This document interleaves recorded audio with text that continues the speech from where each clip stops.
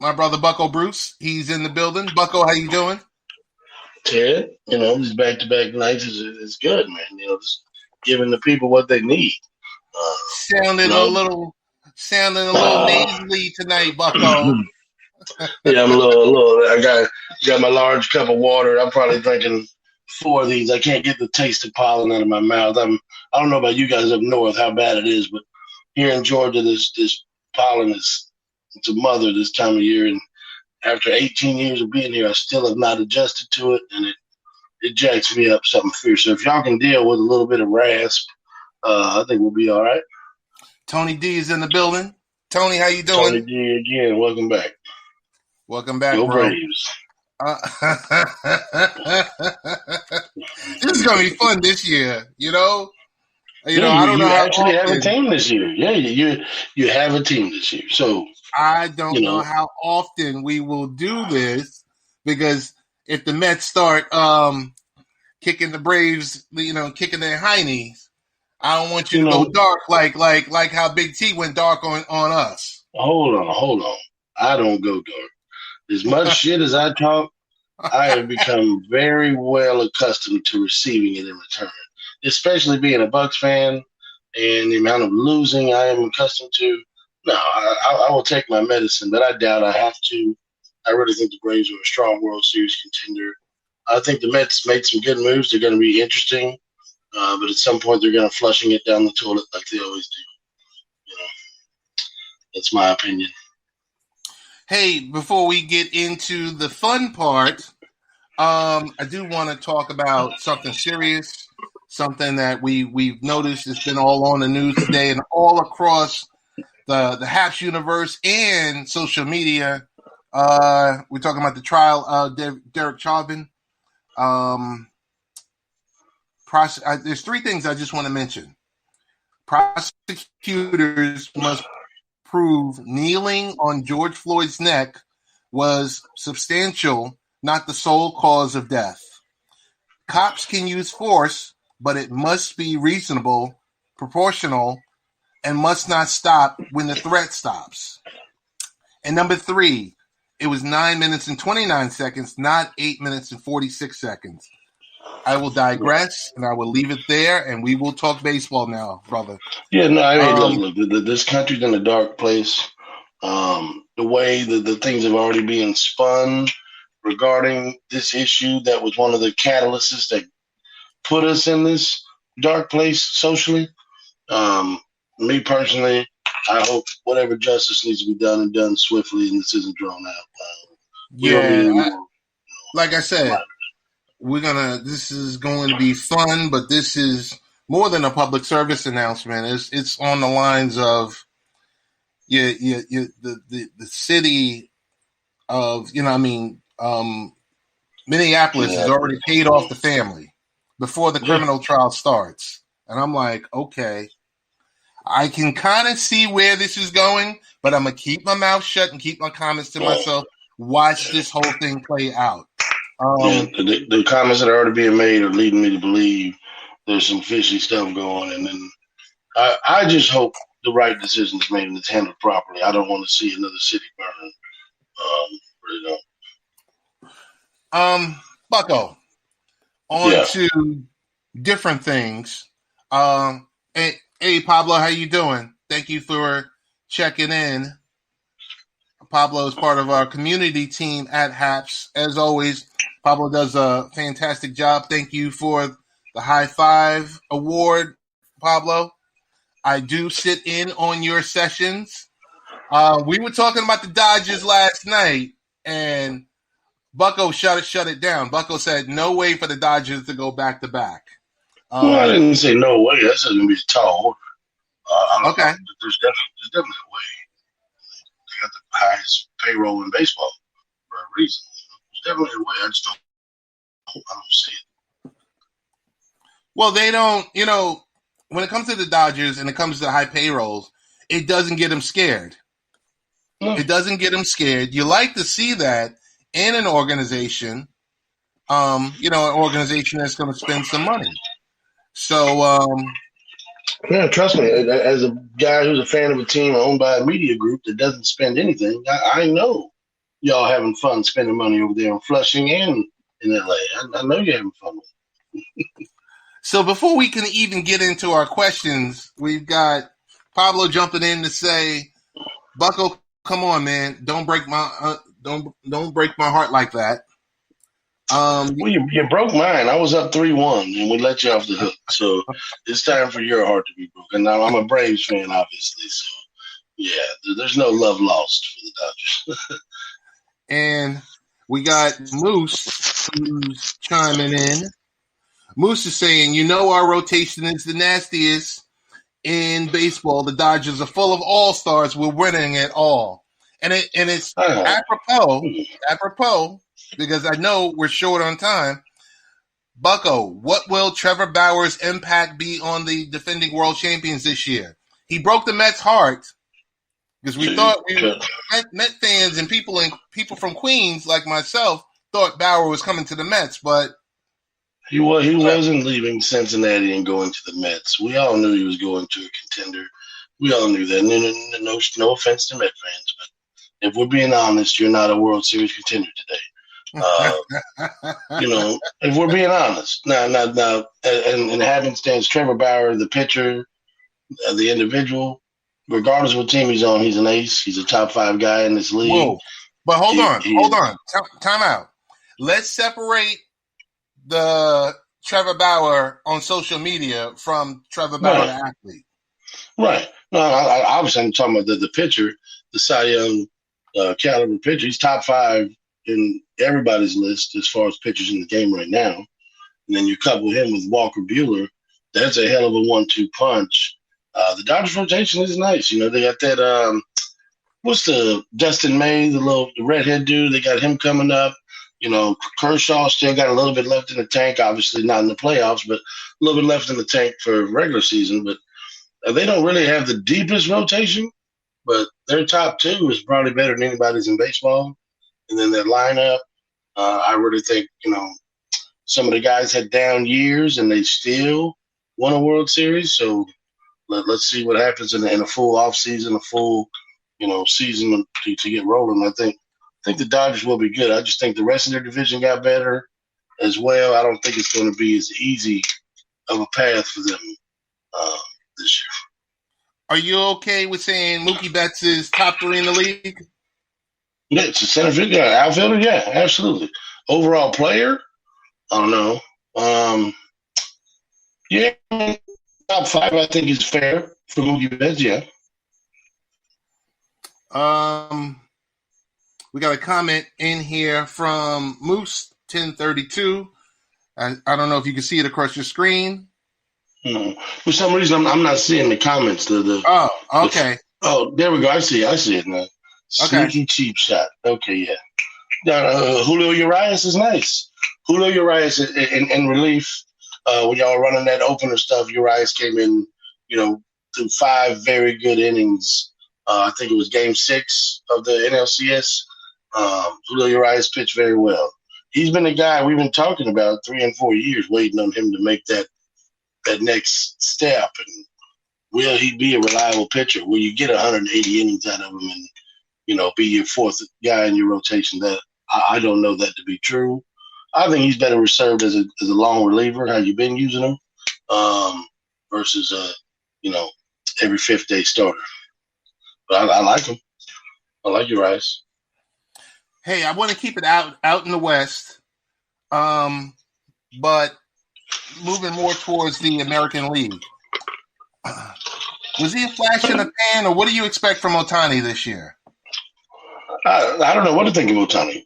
I wish pick a craft. Pick a damn craft. Either be an outfielder and a hitter or be a pitcher. When you're doing both, you're doing too much. He's contorting too many different muscle groups, taking all them swings, taking all them reps in the outfield, trying to steal bases. Then you try to throw a 95-mile-an-hour slurve or whatever his pitch of choice is. Naturally, baseball guys, we all know the motions that you go through with swinging a bat and throwing a pitch, those motions are not natural for the body. That's why you see so many oblique, Tommy Johns, shoulders. There's so many injuries, and they're over and over again because this repetitive motion is terrible for the human body. We're not made to do this. That's what makes when guys can do this and do it consistently well. That's what makes them special. But when Ohtani's doing both ends of the spectrum to his body the whole time, it's never going to bode well. He's a good pitcher and he's a good hitter. If you just pick one, figure out which one you're the best at, go with that, you can have a sustainable career. If he keeps doing this, trying to be a two-way player stuff, it's not going to work, man. It's not. Okay. I put together a question because I know this is totally Homerville for you. Will Ronald Lacunas Jr. finish as the number one overall rated player? As we know, he sits on top of the ECR right now. What's your thoughts on your guy? I love Ronnie Acuna. I love what he brings to the game, the young swag, the energy, the effort, the defense and the offense collectively. Love Ronnie Acuna, but I'm not ready to say he's overall number one over a Trout, over a Tatis, over a Betts. I think there's some guys out there that are going to put up a lot more gaudy numbers, so to speak, than Ronald. And what we've seen the first 3 years of him being an everyday player is he's a little bit too streaky. Now, if he can put it all together this year and have that year we've been waiting for him to have, then there's no reason he can't be. I think right now he's a top 4, top 5 guy in the league. But to go ahead and anoint him and say he's going to be the number one overall, I don't know that I can do that because you see how he gets overshadowed. Freddie Freeman, you got the MVP, you got Ozuna, you know what I mean? You got Ozzy Albies playing well. You got this new young pitching rotation for the Braves. There's a lot of stars on the Braves, whereas the success won't necessarily be attributed only to him. You get what I'm saying? Whereas the Angels go as Trout goes. You know what I mean? Or when Mookie Betts was in Boston, the Red Sox went as Mookie went, right? So Ronald doesn't have that much onus on him as being the one to carry this team because of the veteran leadership that's already there and proven, if that makes sense. No, it definitely makes sense. It's something totally different I'm expecting to hear from you because 2 years ago, I think you and I were going back and forth about Trout and Acuna 1 and 1A. Now I was leading the hype train, bro. You found religion. Religion, and now you're pulling back. I'm trying to be humble a little bit, okay? trying to humble, trying to be, humility is a shade I don't wear very often. I really do think this Braves team is built to win and win now. And I don't want to put any undue pressure or any jinxes on Ronald Acuna by saying he's the best in the game. Honestly, I can't come on your program and lie to the people and say Ronald Acuna is the best in the game because right now he's not. But he's up there. By saying a guy's a top 5 player, that is extremely high praise. I'm putting him in the same class as Mookie Betts, Tatis, Mike Trout. Those guys. He's up there with those guys. So you definitely see it, definitely 30-30? Are you comfortable saying 40-40? Easy. 40-40? 30-30 is guaranteed. 40-40 is what I want to see. That's the progression we need from him. 30-30, that's I think that's a down year. I think a minimum 35-35, 40-40 would be where he should be because of the skill. He should be there and because of the guys around him.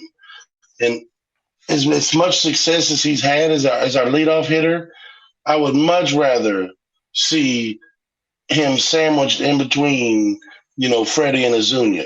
I would love to see, Freddie hitting third, for my guy Acuna hitting fourth, and Ozuna hitting fifth. I would love to see him sandwiched between those two great hitters instead of being a leadoff guy because he may not get a lot of pitches to hit.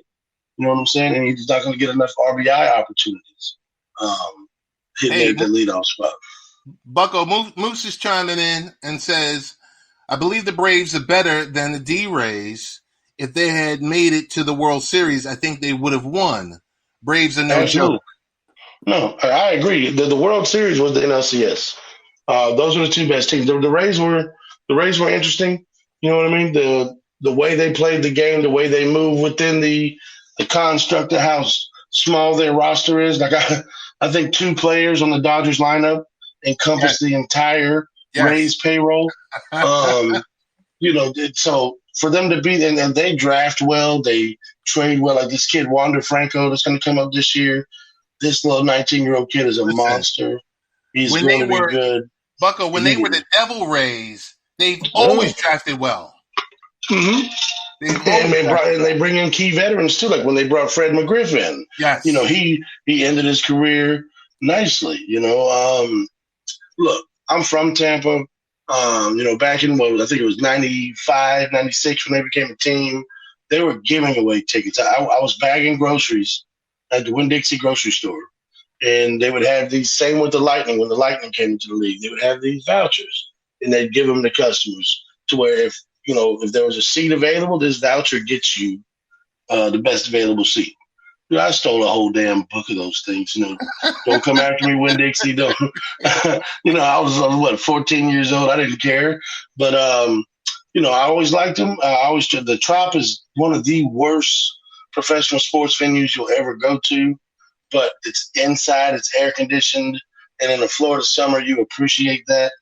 And they really put a good product out there. I mean, they've made 2 World Series. They ran into 2 Buzzsaws. They ran into that, Ryan Howard Phillies team that was just on fire with Roy Halladay and those guys. And they run into the Dodgers team that really, that last month of the season, the Dodgers were unbeatable. I was so shocked to see my Braves being up 3-1. But I'm not a Braves fan because when I was a kid, the Braves were on TBS every day, and that was my team. So I don't switch loyalties, but I will support the Braves because they're the hometown team. The Braves are my guys. So tell me your thoughts on Cody Bellinger, the 2019 MVP. Is he going to have a bounce back season?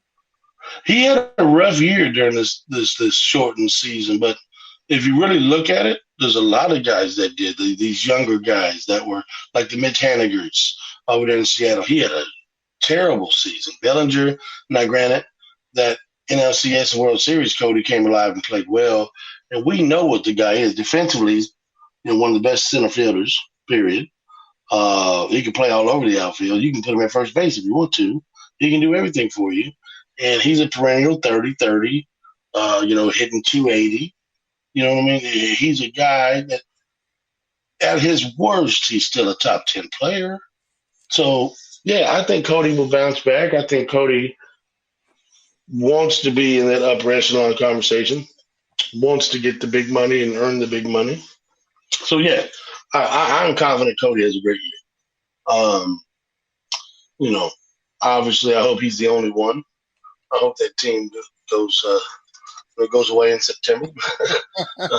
So tell me, you're in your fantasy baseball manager. Would you or would you not invest in an early round pick for Cody Bellinger this season?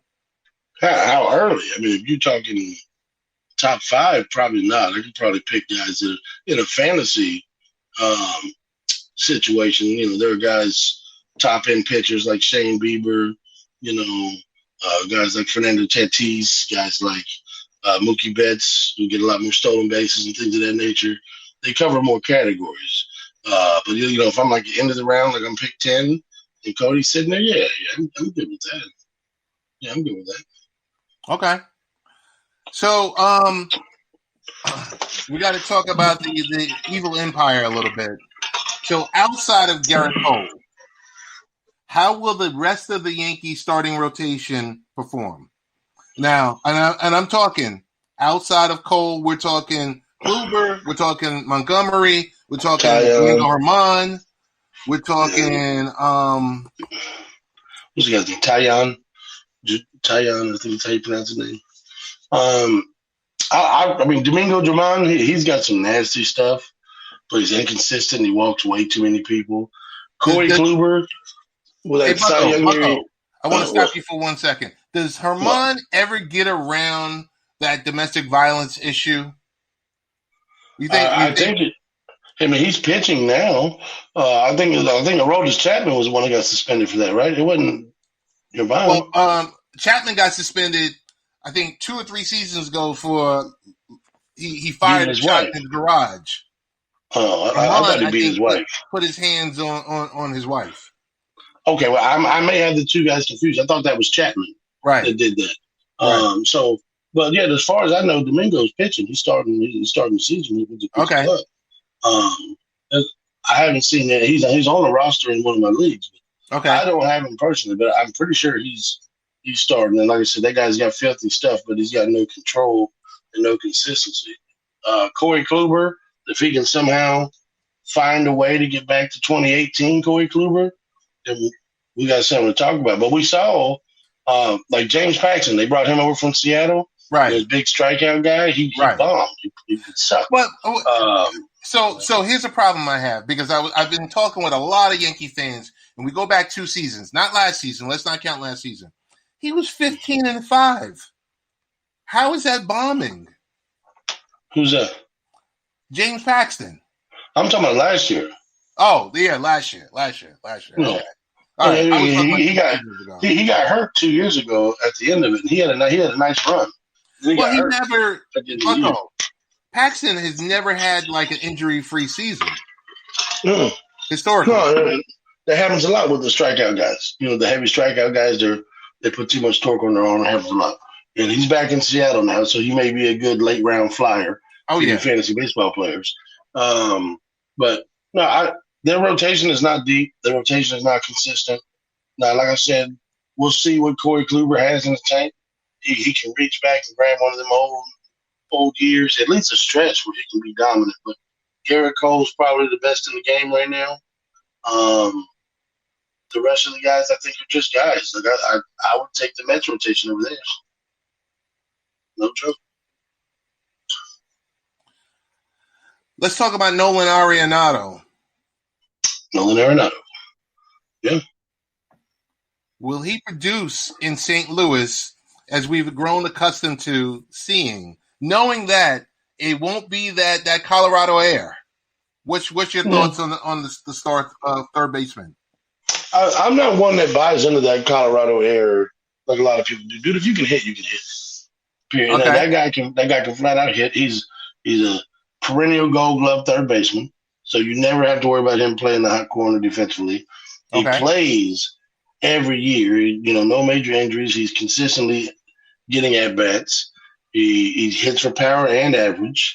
I think St. Louis has some nice pieces over there. Whereas he was the only guy in Colorado, so to speak, him and Trevor Story, because Blackman's always hurt or whoever the hell else is always hurt. But I think Nolan Arianato has a lot to prove, because everyone talks about, when you talk about, oh, yeah, this guy's a great player, home run king, this, that, and the third. But, Colorado air. Colorado. This man has been labeled as a ballpark-friendly hitter. They're really disrespecting the caliber of this guy's play. I think he has a chip on the shoulder and something to prove, and I think he's going to come out and have a great year. If you don't like Nolan Arianato, you just don't like baseball. You go and look at the greats. Go look at Mike Schmidt. Go look at Chipper Jones. Go look at these great third basemen in history in their first 8 years of their career. You will see that Nolan Arianato has, I think, as many or more home runs than any of them, better average or the same average than any of them. Yeah, you're talking the 3 top third basemen in history.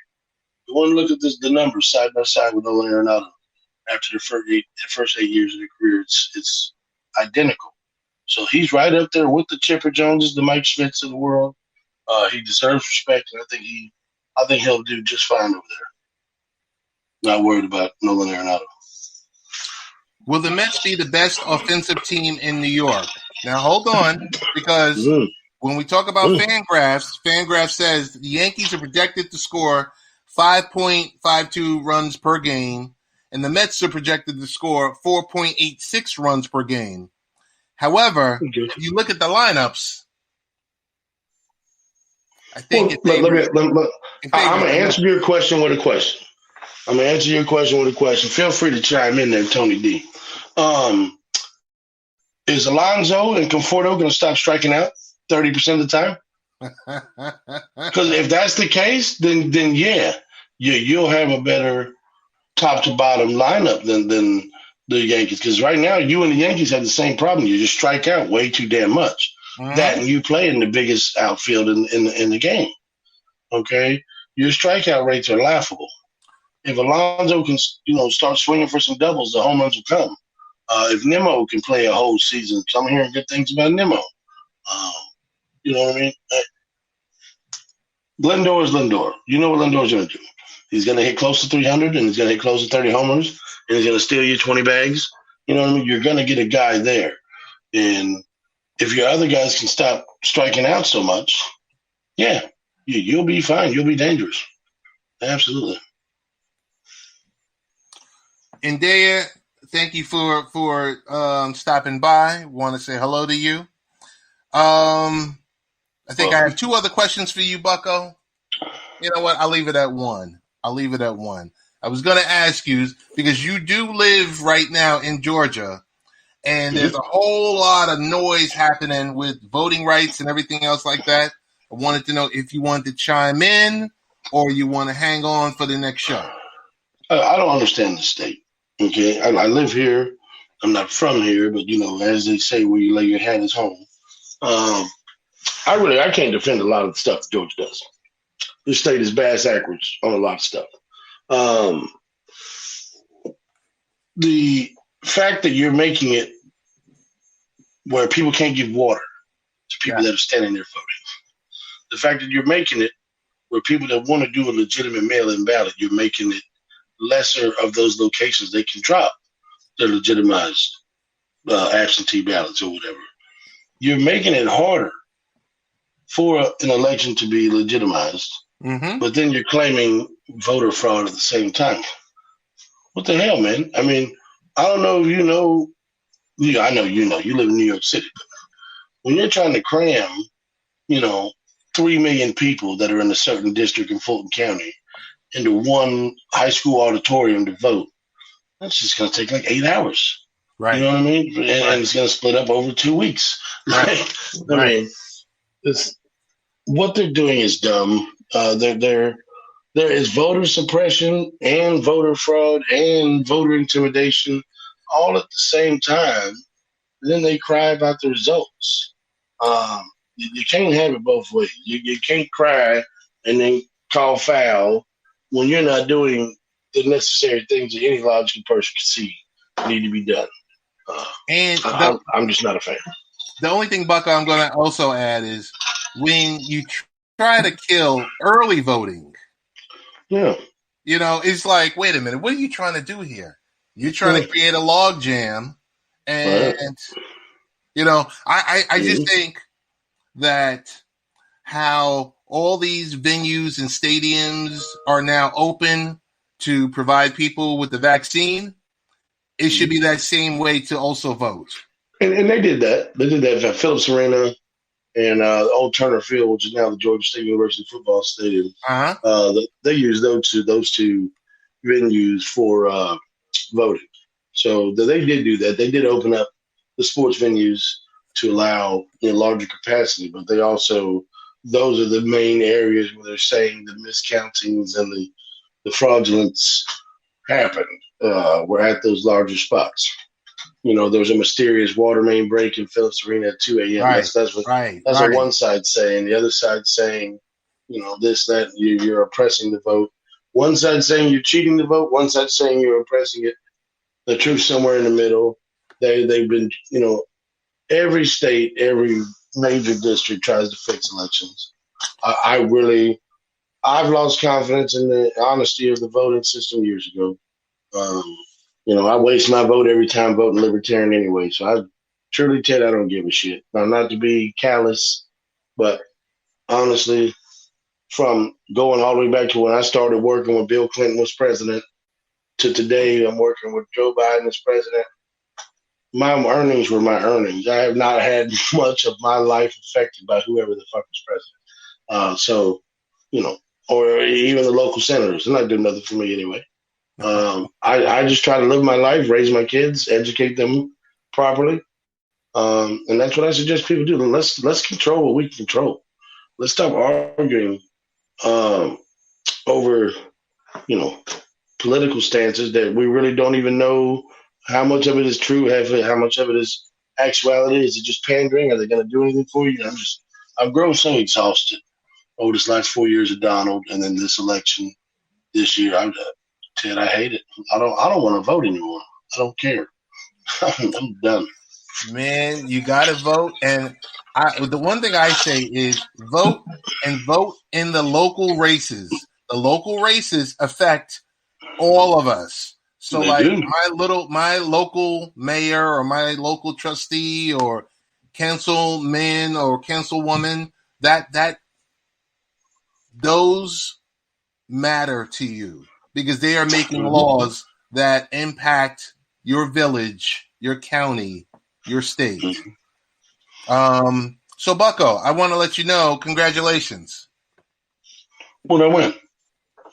You have just been hired as the Jets' new football czar.